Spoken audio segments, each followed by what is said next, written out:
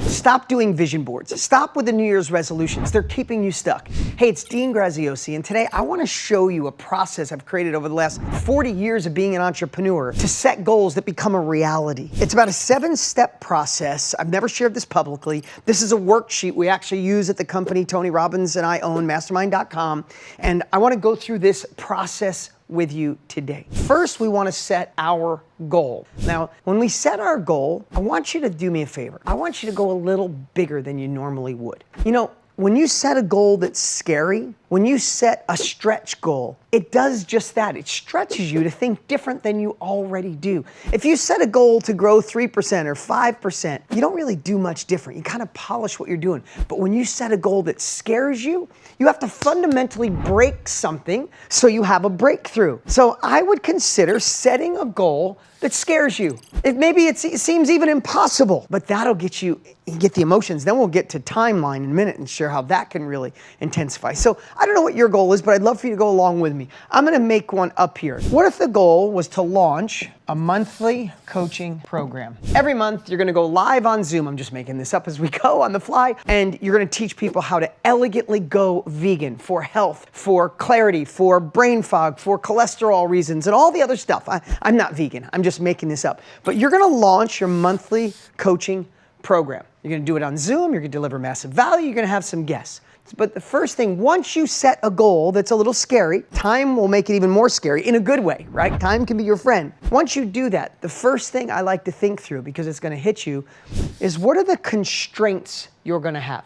What are the problems you have to overcome? Okay, so I'm gonna launch my monthly coaching program. Maybe the first constraint is time. I currently have a full-time job. So time might be tough. I got to figure out the time. So that's a big one. Number 2 is I have to lay out the first 3 months, right? You don't have to lay out a whole year, but lay out the first 3 months of the curriculum, right? Maybe number 3 is I got to get my first 5 sales. These could be anything. You might have in here that I have to get over procrastination. I have to get over that negative mindset that always stops me right before I emerge. Whatever your constraints are, put them out there. You already know what they are because they've already cost you too much in your life. That story, that old belief system, the spouse that you love dearly but always puts a voice of doubt in your head. Whatever those constraints are, that's the first thing that you should write down. Now, once you know your goal that scares you and you have your constraints, the next thing is solutions and innovations, right? So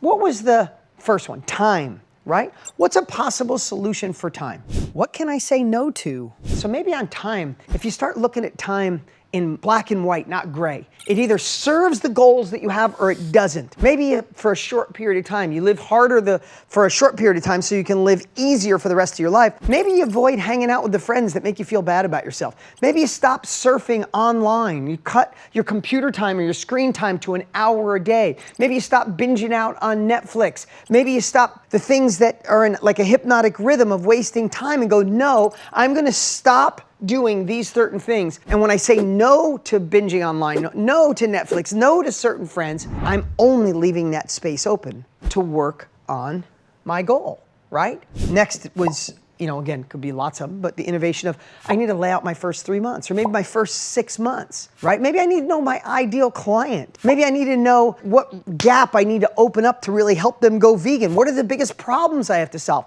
Well, the cool part is you have AI now that can help you in so many ways. ChatGPT, fantastic to help you start laying this out. If you're a part of our mastermind family, we have an AI that thinks like Tony and I called Gigi. She's programmed to help you. There's lots of amazing resources that didn't exist just a little short while ago, right? What other innovation could it be? Could you model others? Find someone else that has a program on how to go vegan. See what they do and how to manipulate it and adjust it to fit you and what your beliefs are. How do you get your first 5 sales, right? What's the innovative way for first 5 sales? There are marketplaces out there. There's marketplaces where you could post your coaching program, your course, your workshop, your mastermind. Number 2 is, I promise you, your network. You know people, and the people you know people that need what it is you're gonna share. You could start posting on social. You could hit your network, like we said. So now all of a sudden, you don't just have a goal, you have the issues, the constraints you're gonna hit,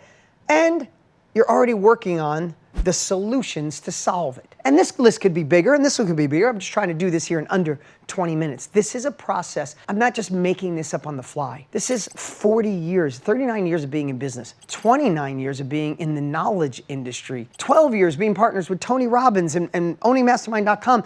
We see all the things that work and don't. Vision boards and dreaming about it and New Year's resolutions, they come and they go. You need a process. You need to face these obstacles and come up with the solutions. Okay, the next piece. How will you measure your progress? You know, most of the time we move forward and we beat ourselves up. It's like, oh, I'm not getting anything done. I don't have my first 5 sales. No. That's one of the pieces. How will you measure that you're moving forward? You know, maybe today, maybe you measure by 1 hour a day of research, modeling proven practices, look for other people in your space. If I do that hour a day, 3 hours a week of research, I'm moving forward. If I lay out 3 months, it's a win, right? If you do the little things, if you do the research, you lay out the 3 things, you find your time, and you start measuring that, you'll be able to look at yourself and go, wow, I am making progress. Not a culture of comparison, not a culture of perfection, a culture of progress, a better version of yourself today than you were yesterday, right? The next one is huge. It's the deadline or the start date. Hear me on this. Nothing happens without a deadline. Nothing. You didn't do your homework in high school until you got the deadline. You didn't do your homework in college till you had a deadline. You didn't get the thing at your career done without a deadline. Set hard deadlines for yourself and don't lie to yourself. If you set it, hit it. Also, shorten it. Shorten the deadline. If you think about it, if I said, hey, to get in your optimal health, you got to lose 5 pounds over the next year. Would you do anything tomorrow if you had a year to lose 5 pounds? You'd probably binge in the last couple of weeks, right? But if I said, hey, to be in your optimal health, you got to lose 5 pounds and you got to do it by the end of the month. You'd do something today, wouldn't you? You'd shift the way you eat today. You'd shift your exercise today. So shorten the time. Shorten it, because then time becomes your friend. It becomes an asset.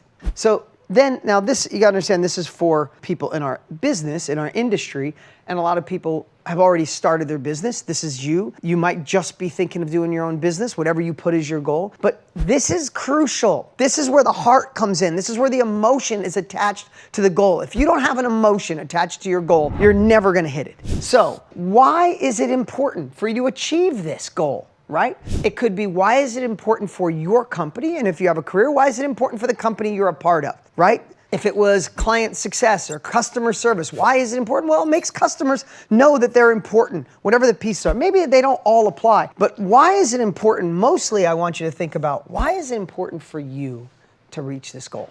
Why is it important for you? Is it finally time to realize you are enough, that you know enough, that you could do this, that you could scale to the next level, start your own thing, have more freedom, have more time? Be a better version of the man or the woman that you know you can be, not settling to be, to make sure you don't get to the end of your life and realize you missed it, you played small.